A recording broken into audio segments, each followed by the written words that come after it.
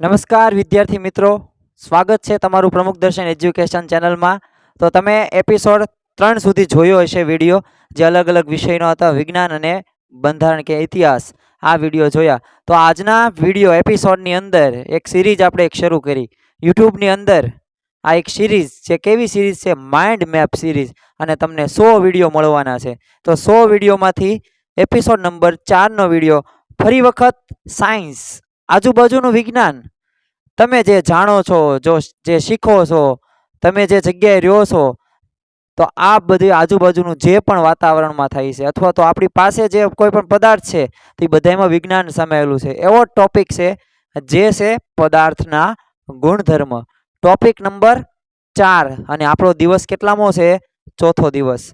તો topic number 4 પદાર્થના ગુણધર્મ। પદાર્થ એટલે શું? પદાર્થની વ્યાખ્યા કોઈ કઈ શકે? હા, તમને ખબર છે કોઈ વસ્તુ હોય એને આપણે પદાર્થ કહેવી, પણ આજે મારે તમને જે પદાર્થની વાત કરવી છે, બે પ્રકારના પદાર્થની વાત કરવી છે। ધોરણ 10 ની અંદર પણ ટોપિક આવે છે ને સાયન્સ આગળ જાઓ તો આ ટોપિક આવે છે।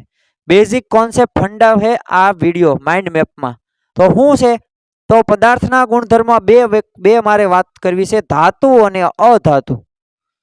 તો ધાતુ કોને કહેવાય અને અધાતુ કોને કહેવાય, એના મારે તમને ગુણધર્મ કહેવા છે।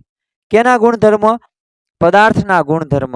તો યાદ રાખજો, ખાસ મેન શબ્દો લખ્યા છે, કીવર્ડ્સ જેને કહેવાય। માઇન્ડ મેપ્સનો મેન ઉદ્દેશ આ કીવર્ડ્સનો જ છે। તો પહેલું, ધાતુ ઉપરની જે આવે એ ધાતુ છે અને અહીંયા નીચે અધાતુ। તો પહેલા આપણને દેખાવ, ધાતુ કેવો દેખાય છે?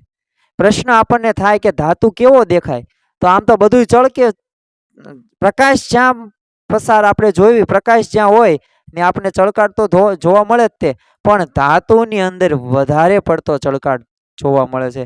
એટલે ધાતુ દેખાવમાં કેવો છે?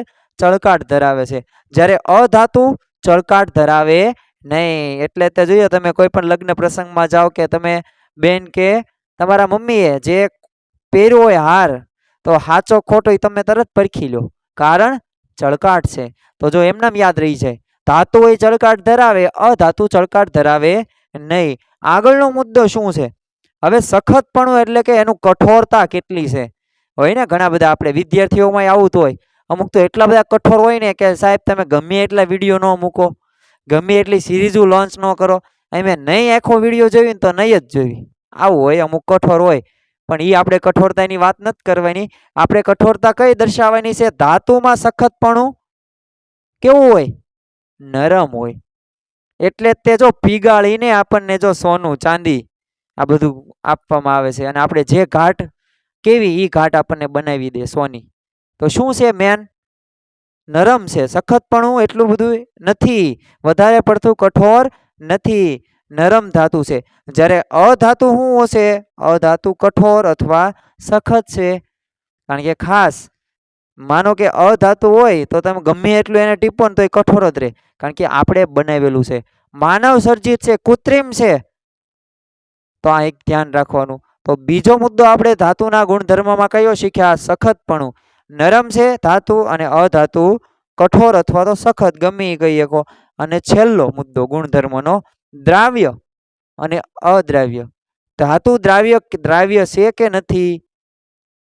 અધાતુ દ્રાવ્ય છે કે નથી? તો એ જોવાનું છે। તો ધાતુ ની દ્રાવ્ય છે। દ્રાવ્ય એટલે શું? દ્રાવ્ય એટલે પાણીમાં સંપૂર્ણપણે ઓગળી જાય। યાદ રાખજો, સંપૂર્ણપણે કીધું છે, એટલે ધાતુ બધું ઓગળી જાય તો દ્રાવ્ય કહેવાય। એટલે જો ઓગળી જાય છે। અને અદ્રાવ્ય કોને કહેવાય? પાણીમાં ઓગળી શકતા નથી, એટલે પાણીમાં ન ઓગળી શકે। તો ફરી વખત આપણે ટોપિક જોવી છે 3 પહેલો આપણે ટોપિક શું જોયો? એનો દેખાવ કેવો છે? ચળકાટ ધાતુ ધરાવે, અધાતુ ચળકાટ ધરાવે નહીં, સખતપણું નરમ છે ધાતુનું, અધાતુનું કઠોર અથવા તો સખત કહી શકો। છેલ્લો, ધાતુ દ્રાવ્ય છે એટલે કે પાણીમાં ઓગળી જાય, દ્રાવ્યની વ્યાખ્યા તમને ખબર પડી ગઈ। અદ્રાવ્ય એટલે પાણીમાં ઓગળે નહીં એવો, તો અધાતુ અદ્રાવ્ય છે। તો વિદ્યાર્થી મિત્રો, આ 3 મુદ્દા ધાતુના ગુણધર્મોમાં યાદ રાખવાના છે, સમજવાના છે। આના આધારે તમે કોઈ પણ ચેપ્ટર આગળ વધશે। તમને બેઝિક ફંડા જ ક્લિયર નહીં હોય તો પછી આગળ તમે ગમે એટલી ઇમારતનો, ગમે એટલા માળનો ન કરી નાખો, બધું પડી જશે એક સમયે। અને આપણે જો કાયમ યાદ રહે એના માટે જ આ બનાવી છે વિડીયો। તો કાયમ યાદ રાખો, સમજો, બીજાને શીખવાડો, બીજાને કહો, તો આગળ આપણું આ કામ ચાલશે. કારણ કે આપણો હેતુ શું છે? બધાને ભણતર રહ્યું થોડુંક ભાર રહિત રહે. બહુ ભાર નહીં, વધારે પડતો ભાર નહીં, હા ઓછું નહીં. તો ખાસ મળીએ આગળના વિડીયોમાં, એપિસોડ નંબર 5માં.